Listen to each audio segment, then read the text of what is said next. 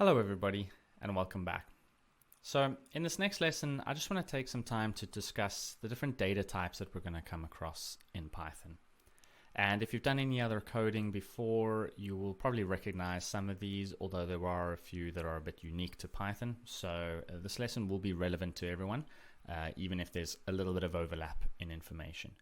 But these basics, like I've said before, are really important to solidify and make sure you understand 100%. So going over them just briefly, even if you already know them before, is fantastic.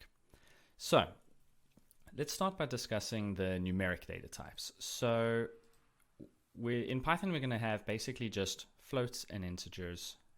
So a float is any number that has a fraction, essentially, right?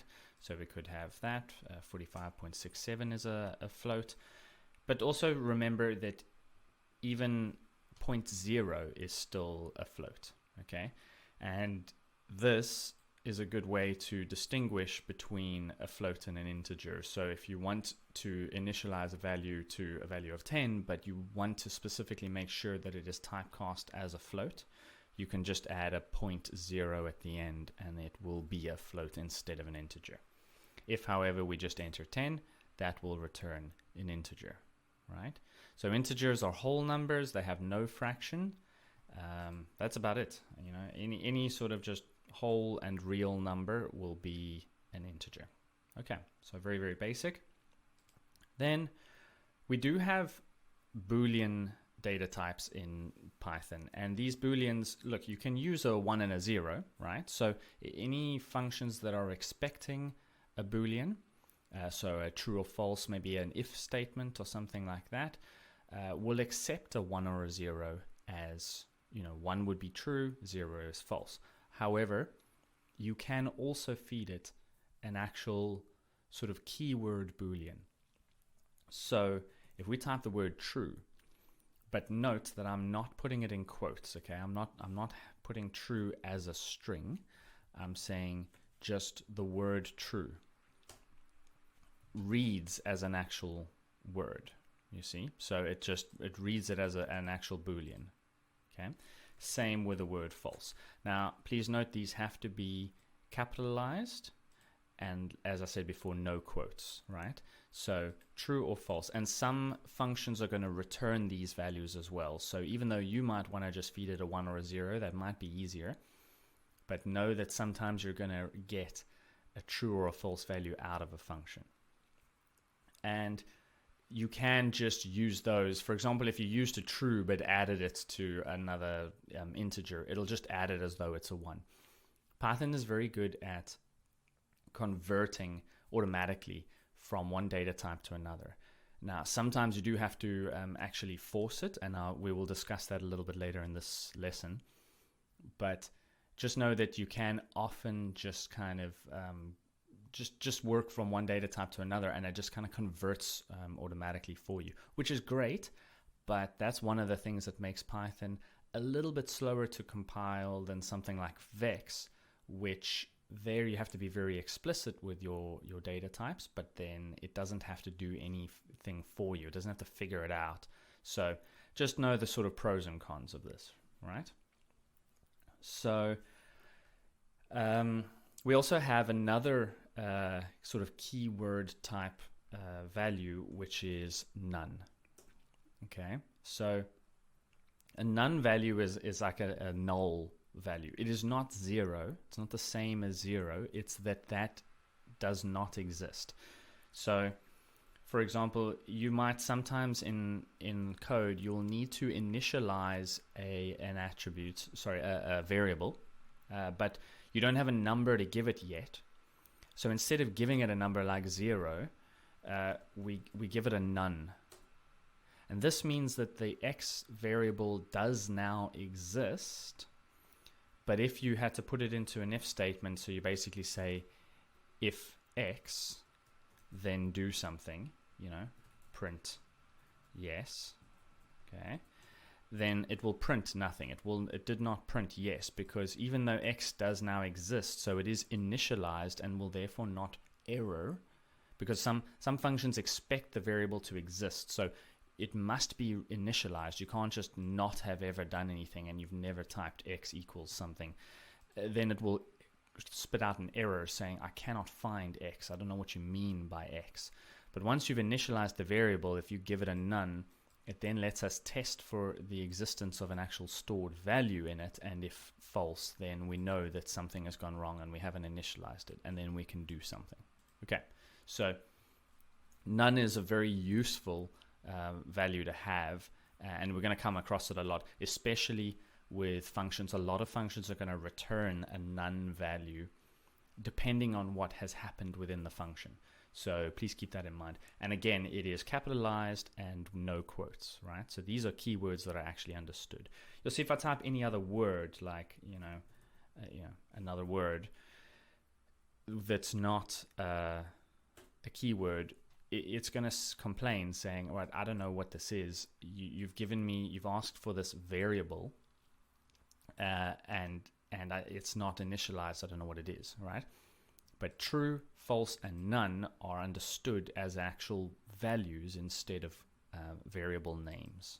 Okay. And then we have strings, which you'll find in all the coding as well, like, in Vex and other code. So strings are very simple. They're just words, or they're just text, really. So strings need to be encompassed in quotes. So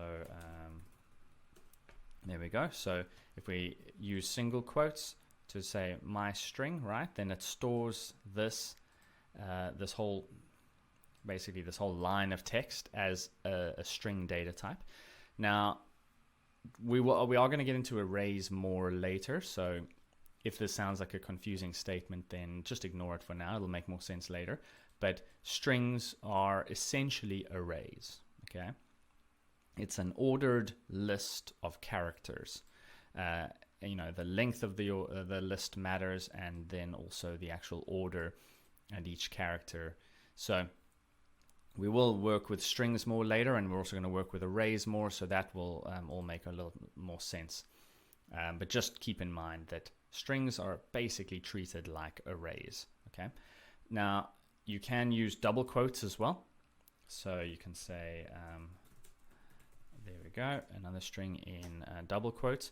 You see, it will actually just store it with single quotes over here anyway, but you can use doubles. Now, it really is better practice to use single quotes first. It's sort of almost like a hierarchy. So if you had to have some text, and then within that you want to have an actual sort of quoted text,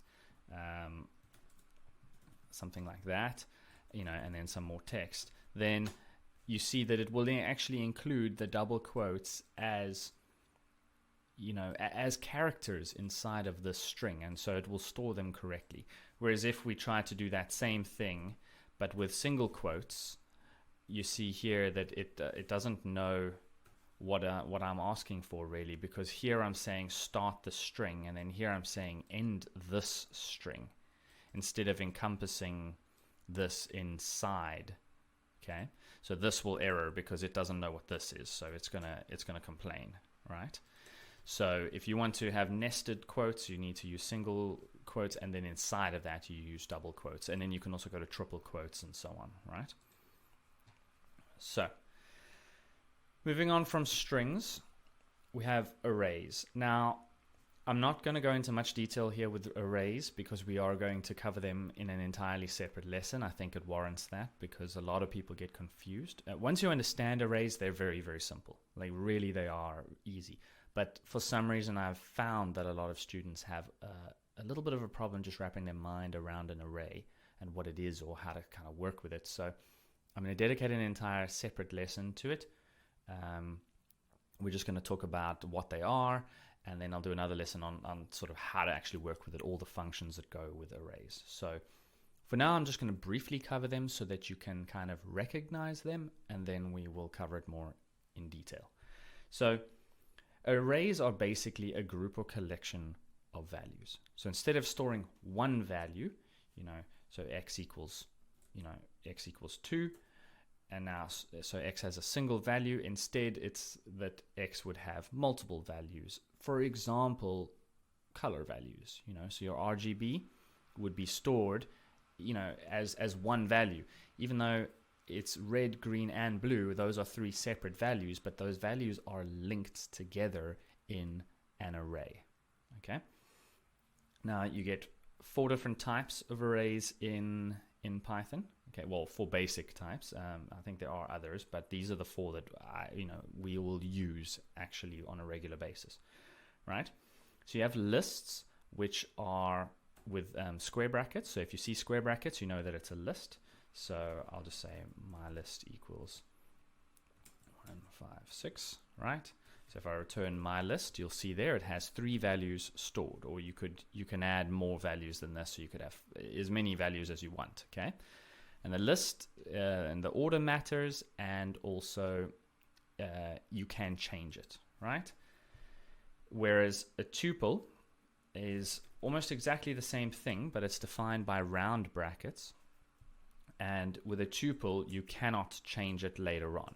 Okay, so you can say my tuple, and you can see these 4 values, but I cannot add more values into this list, whereas here with the actual list I can. Okay, so I could take my list now and append a value, and it would now have 4 values, whereas with my tuple I have to overwrite this variable with a new tuple that has these 4 values plus a 5th one. So tuples are immutable. More often than not, we won't create our own tuples, but we will receive tuples from functions, because it's a lot safer for them to spit out a tuple that we then work with or extract the values from. So tuples with round brackets. Then you also have a set, which is basically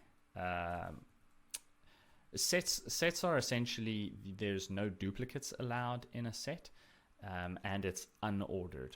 Right, so like I said, we're going to cover this a lot more later on, but we can go and let me just put in a few duplicates over here, and you'll see that when I print my set, you'll see that it has actually removed the duplicate 8s from this list. Okay, so sets are very useful for actually removing duplicates from them.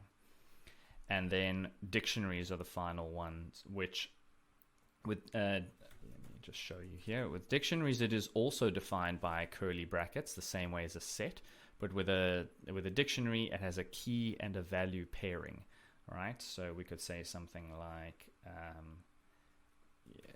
age, 30, and then we would say something like name, Corbin. Okay, and so if I return my dictionary, we have these stored values, but each one, they're in a pair of, it has a keyword, which is a string. It's always a string. Okay, so it's like a label for this value.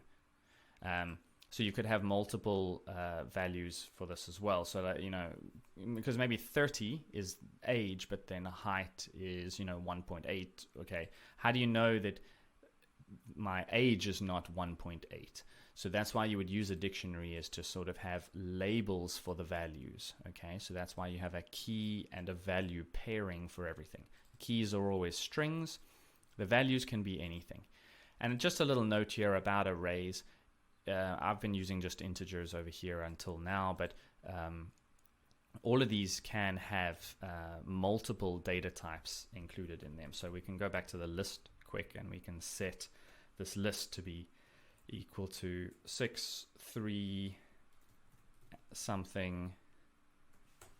Okay, and if I return my list, you'll see that it is stored integers and strings all mixed in one array. Okay, so you can have floats, you could have booleans, you could have anything, right? Even other arrays. So you can have nested arrays where you have a list inside of a list, or a list inside of a string inside of a set or something.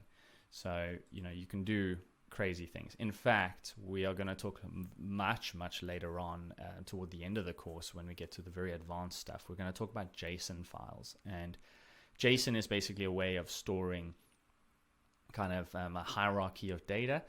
And essentially, it's mostly nested dictionaries. So it's a dictionary within a dictionary within another dictionary, and it's a way of storing data in this kind of hierarchy. So we're gonna come to that much later on. So for now, this should be enough for you to just recognize arrays and sort of have a basic understanding, but I'm going to go into it in detail in future lessons. Right. And then the other data types that we have that are unique to Python because of its object-oriented programming style is that all of the sort of functions, the classes, the instances, the modules, everything that I was talking about, whereas there are objects, right? So object-oriented programming, so all the objects are a data type in and of themselves, right?